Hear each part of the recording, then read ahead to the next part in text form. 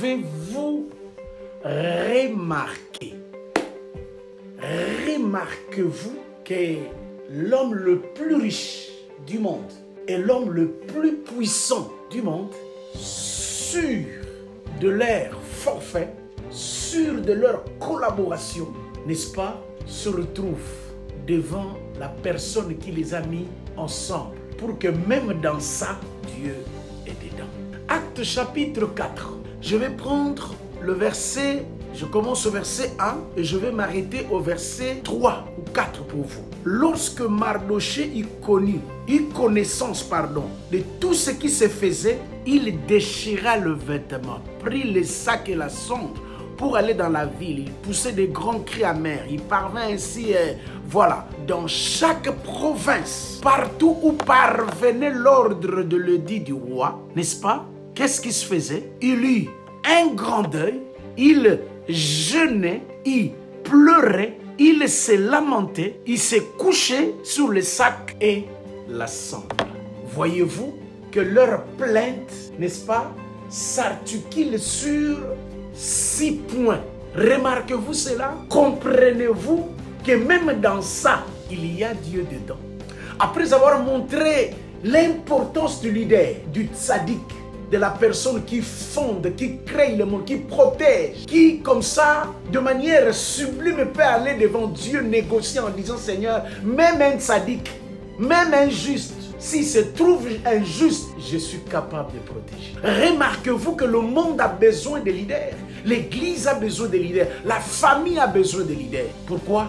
Parce que c'est grâce à ces leaders, ces leadership. Romains 12, 4 dira que celui qui dirige le fasse avec zèle. Celui qui dirige, qui conduit, le fasse soigneusement. Il le fasse avec la connaissance. Cet homme qui parlait 70 langues n'a pas organisé de lobbying.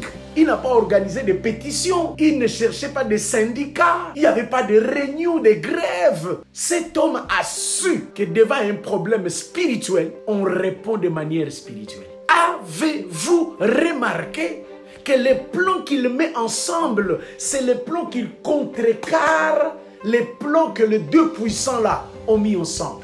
Voyez-vous le miracle, frères bien-aimés, dans la parole de Dieu, dans la mesure où, comme par hasard, oui, Mazé misé du côté droit comme au côté gauche, on lit la même chose. Mais remarquez-vous que si vous prenez le 6 points de la plainte, vous allez vous rendre compte qu'ils sont en train de régler quelque chose qui s'est passé avant.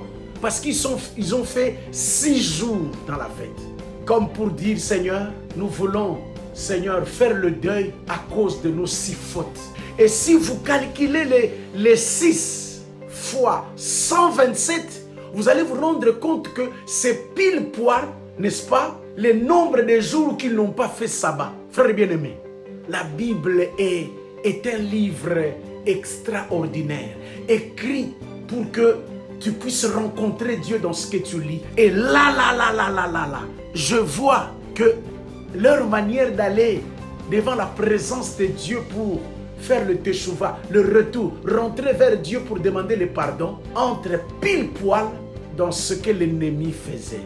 Voyez-vous, le combat spirituel ne demande pas de muscles, ne demande pas de stratégie. Non. Le combat spirituel demande la foi que nous aurons dans la révélation du livre. Avez-vous remarqué que ces dirigeants ont l'idée, mais avec connaissance, avec sagesse? Quand les deux là se réjouissaient pour avoir détruit, de l'autre côté il y avait quelqu'un à qui Dieu a remis la sagesse pour pouvoir contrer. Eh bien, venez avec moi, étudions les livres, car notre délivrance se trouve dans le livre. Soyez bénis.